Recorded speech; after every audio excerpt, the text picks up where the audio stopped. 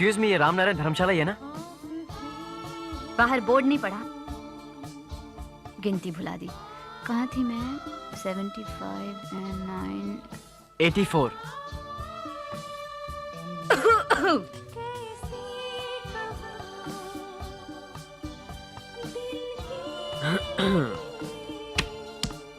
क्या है? जी आप मुझे बता सकती हैं प्रोफेसर चौधरी किस कमरे में ठहरे हुए हैं? क्यों? जी वो कुछ काम था। समझ गई। क्या? खड़े होइए। जी खड़े होइए। देखिए, आप लोग साल भर तो पढ़ाई करते हैं नहीं। जी जी हाँ, साल भर तो पढ़ाई करते हैं नहीं। इम्तिहान के समय बगले झांकते हैं और फिर आ जाते हैं यहाँ तक अपने नंबर बढ़वाने। नंबर बढ़वाइए आप अपने चश्मे के मैडम। मैनेजर की कुर्सी पर बैठकर न जाने आप अपने आप को क्या समझ रहे? लोग कहते हैं खूबसूरत लड़कियां जब झूठ बोलती हैं तो अभी खूबसूरत लगती हैं। अरे बेटा आप है? Hello aunty.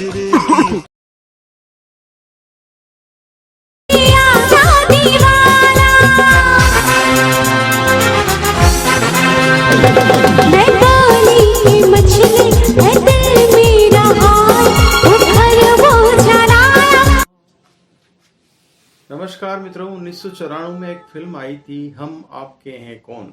इस फिल्म का निर्माण राजश्री प्रोडक्शन द्वारा किया गया था। फिल्म के निर्देशक थे सूरज बड़जात्या। सूरज बड़जात्या इससे पहले एक हिट फिल्म दे चुके थे, मैंने प्यार किया, और इसके बाद उन्हें दूसरी फिल्म बनाना थी, कोई कहानी ढूंढ रहे थे। तो उनके दादाजी ने एक बात कही उनसे कि नदिया के पार फिर से बनाओ। नदिया के पार काफी पहले हिट हो चुकी थी, क्योंकि ये ग्रामीण परिवेश पर बनी हुई थी, इसलिए इसमें यदि इसको शहरी रूप दिया जाता तो इसमें काफी गुंजाइश थी इस फिल्म को आगे बढ़ाने की।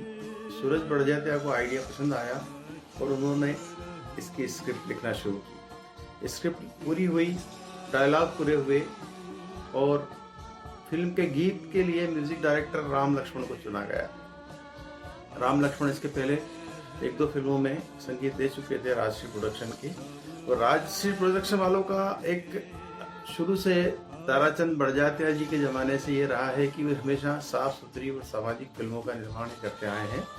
उन्होंने कोई हिंसक फिल्म नहीं बनाई, न ही किसी तरह की किसी थ्रिलर फिल्म बनाई और न ही वल्गर फिल्में बनाई। उनकी फिल्में ऐसी हुआ करती थी जो परिवार के साथ बैठकर थिएटर में जाकर देखते थे। तो एक चुनौती ये थी कि पुराना जो लेगेसी चली आ रही है उसको कायम रखना और एक हिट देना, ये दोनों जिम्मेदारी सूरज बड़जात्या पर आ गई थी। क्योंकि मैंने प्यार किया है बहुत बड़ी हिट हो चुकी थी, सलमान खान उसमें हीरो के रूप में स्थापित हो चुके थे। भाग्यश्री ने फिल्मों में काम करना बंद कर दिया था, इसलिए सूरज बड़जात्या ने हीरोइन के रूप में माधुरी दीक्षित को चुना। अन्य जो कलाकार चुने गए वे भी बेहतरीन किस्म के आर्टिस्ट थे। इसमें सलमान खान की भाभी का रोल जो है रेणुका शहाणे ने किया, वो भी काफ़ी प्रसिद्ध हुआ। मोहनीश बहल जो है वो सलमान खान के बड़े भाई बने हैं, आलोकनाथ उनके पिता बने हैं, और अनुपम खेर का रोल बड़ा ही इसमें मजाकिया है और वे आलोकनाथ के मित्र और बाद में समधी बन जाते हैं। फिल्म पूरी जो है, लोगों ने कहा जब फिल्म रिलीज हुई और हिट हो गई तो भी लोगों ने आलोचना करी कि ये तो ऐसा लगता है कि किसी हिंदुस्तानी शादी को देख रहे हैं। तो पूरा बिल्कुल ऐसा ही फिल्माया गया था कि जिस तरह से भारत के शहरों में शादियों का आयोजन होता है वो भव्यता के साथ इसमें दिखाया गया था और पारिवारिक मूल्यों और आदर्शों को इसमें फूट फूट कर भरा गया।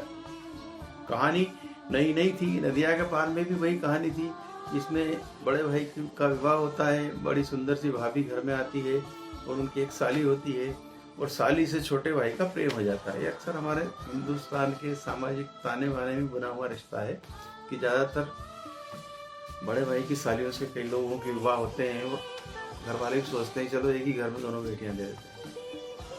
तो इस बिंदु पे उन्होंने सोचा कि इस कहानी को फिर से बनाया जाए। उस कहानी में जो था नदिया के पार में ये था कि वो सेम कहानी रिपीट हुई है इसके अंदर कि नदिया के पार में जब बड़े भाई का विवाह होता है और बड़ी हंसी खुशी घर में लाते हैं, खूब त्यौहार मनता है और उसके बाद में एक बच्चे का जन्म होता है घर में और बच्चे के जन्म के बाद जो है वो ब्याहता का निधन हो जाता है।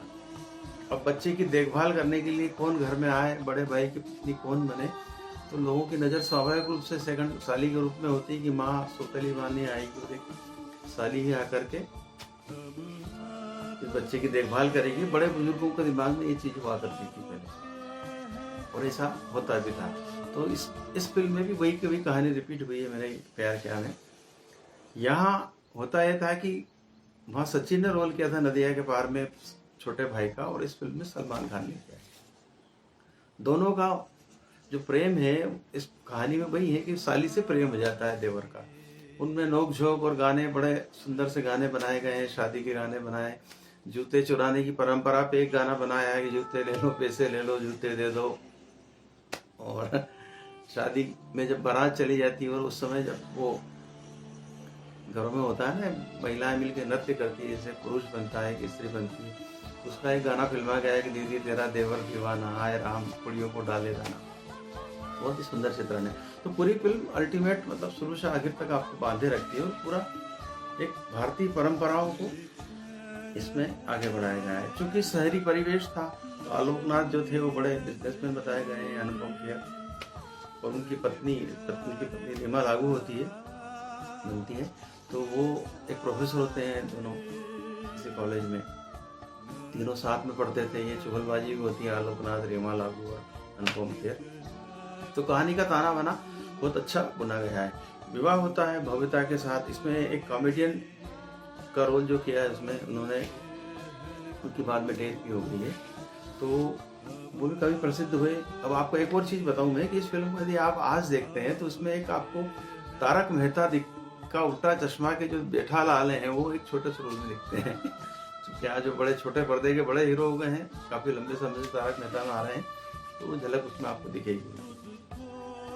बताइए कि फिर वही कहानी तो वही है कि विवाह होता है धूमधाम से, घर में बच्चा हो जाता है, खुशियाँ होती है चारों तरफ, और इसी बीच जो है उनका जो नवविवाहिता दुल्हन का निधन हो जाता है, एक बच्चे को छोड़ के चली जाती है। साली का रोल इसे माधुरी ने करा है, और उसके पहले सलमान खान और उनका जो प्रेम है और चुगलबाजी वो बहुत अच्छी तरह से फिल्माया गया है। उन दोनों का आना जाना घरों में होता ही है कि बच्चे की देखभाल के लिए साली आती है, बहन की, बड़ी बहन की, तो उस लिहाज से वो आई और उनका कहीं प्रेम पनपा। ये प्रेम उजागर नहीं होता है, कोई न तो लड़की के माँ बाप समझ पाते हैं न लड़के के जो मेरे पिता है वो समझ पाते हैं। तो धीरे धीरे इनका काफ़ी अच्छा बॉन्डिंग हो जाती है, खूब विवाह के सपने देखने लगते हैं। लेकिन इसी बीच बड़ी बहन की डेथ हो जाती है, और बड़ी बहन की डेथ हो जाती है तो वही आलोकनाथ वगैरह सब मिलकर तय करते हैं कि ये छोटी माधुरी दीक्षित से बड़े भाई की शादी कर दें। अब यहाँ ट्विस्ट ये आता है कि उनके प्रेम की कथा जो है दोनों की, इसमें टफी नाम का एक कुत्ता होता है, उसका रोल बड़ा अच्छा दिखाया गया है। तो वो आजकल तो प्रतिबंध हो गए हैं, ये क्रुएल्टी अगेंस्ट एनिमल वालों की तरफ से प्रतिबंध लगा दिया है। कुत्ते वगैरह किसी का रोल होता नहीं है, तेरी मेहरबानी हुई है, एक बड़े से डॉग ने काम किया था। तो होता यह है कि असमंजस इतना अच्छे से दिखाया है इसमें कि वो माधुरी न चाहते हुए भी विवाह के लिए तैयार होती है, और कन्फ्यूजन होता है उसको, ये लगता है कि सलमान खान से ही विवाह हो रहा है, और वहाँ जो है विवाह उनका मोनिश बहल से होने जा रहा है। तो बारात आ जाती घर तक, तब तक उसे पता नहीं होता। यहाँ एक थोड़ा सा नदिया का पास है, थोड़ा सा डिफरेंट इसमें ट्विस्ट दिया है। बारात आ जाती है, कंफ्यूजन में हाँ कर लेती है कि सलमान खान के लिए ही उसका विवाह का प्रस्ताव लेके आए हैं। उसके पिताजी को वो लड़की मान जाती है और विवाह करने के लिए मोहनिश बहल जाता है। और जैसे ही जब मेहंदी वगैरह लग रही होती है, उसको एक कार्ड दिखाती है उसकी सहेली की, देखो तुम्हारा विवाह कार्ड कितना अच्छा छपा। जब वो कार्ड देखती है तो उसमें नाम तो उनका बड़े भाई का होता है। एकदम से शॉक्ड हो जाती है और वो शून्य से पड़ जाती है। अब कुछ नहीं करने की स्थिति में रहती है, और वो क्लाइमेक्स पर जाकर इस कंडीशन में तनाव पैदा कर देता है ये सिचुएशन लोगों के मन में कि अब क्या होगा। तो इसी बीच वो क्या करती है कि जो भी गिफ्ट वगैरह और वो जो उनको देता है सलमान खान, वो सब एक छोटी सी पोटली में बांध के वो अपने कुत्ते से कहती टफी से कि जाओ सलमान खान को देकर आ जाओ, और एक चिट्ठी लिखती है उसमें कि भाई अब ये मैं अब हमारे संबंध जो थे वो हो गए। अब मैं इनसे ब्याह कर रही हूँ और बच्चे के कारण। इधर मंडप में जो है वो मोहनीश बहल फेरे लेने के लिए ऊपर चढ़ता है और वो बीच में टफी आ जाता है और वो पोटली लाके उसकी तरफ इशारा करता है, तो वो उठा लेता है पोटली और उसमें से कागज पड़ता है। तो तब उसे पता लगता है कि ये तो कितना अनर्थ होने जा रहा था कि मैं अपने छोटे भाई की प्रेमिका से विवाह करने जा रहा था, इतना स्वार्थी हूँ। ये सब भाव उत्पन्न होते हैं और वो अचानक मामला वहाँ से पलटता है और अंततः सलमान खान के साथ विवाह होता है। फिल्म का सुखांत होता है। इस पूरे 3-3.5 घंटे की फिल्म में आपको कहीं हिलने का मौका नहीं देती ये फिल्म। और इस फिल्म की खासियत ये है कि आज मैंने तो कई बार देखने का मौका मिला मुझे, लेकिन मुझसे एक पीढ़ी ऊपर की मेरी माँ है, वो कम से कम 100 बार देख चुकी है फिल्मों को और हमेशा इसको देखना पसंद करती है। तो घर घर में आजकल तो OTT का ज़माना आ गया, यूट्यूब पे पिक्चरें पड़ी है, तो सब इसको खोल के फिर से देखते हैं। तो पता नहीं इसके राइट्स यदि आज भी राजश्री के पास ही होना चाहिए, क्योंकि इससे कितनी कमाई हो रही है इसका आप अंदाजा लगा सकते हैं। और इस फिल्म में एक और दीवाना हुआ था, आम दिन तो दीवानी हुई थी, इसमें जो है वो मकबूल फिदा हुसैन फिदा हो गए थे माधुरी पर। माधुरी इसमें बहुत ही खूबसूरत स्क्रीन पे नजर आई है। तो उनके एक्टिंग और वो सब अदाओं को देख करके वो फिदा हो गए थे, उन्हें खुलेआम स्वीकार किया और एक पूरी माधुरी के ऊपर एक पेंटिंग की सीरीज बना दी मुंबई में।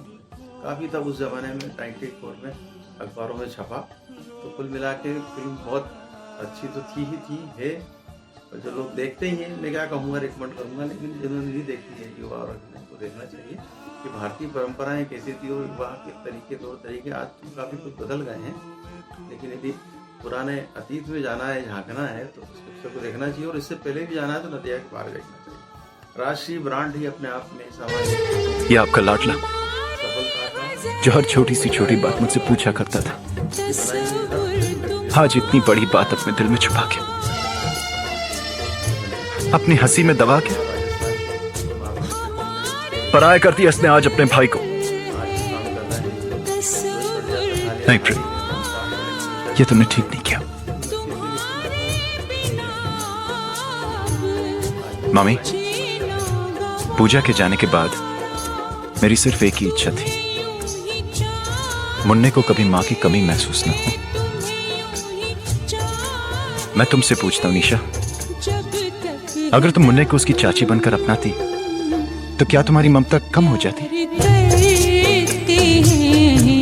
तुमको सनम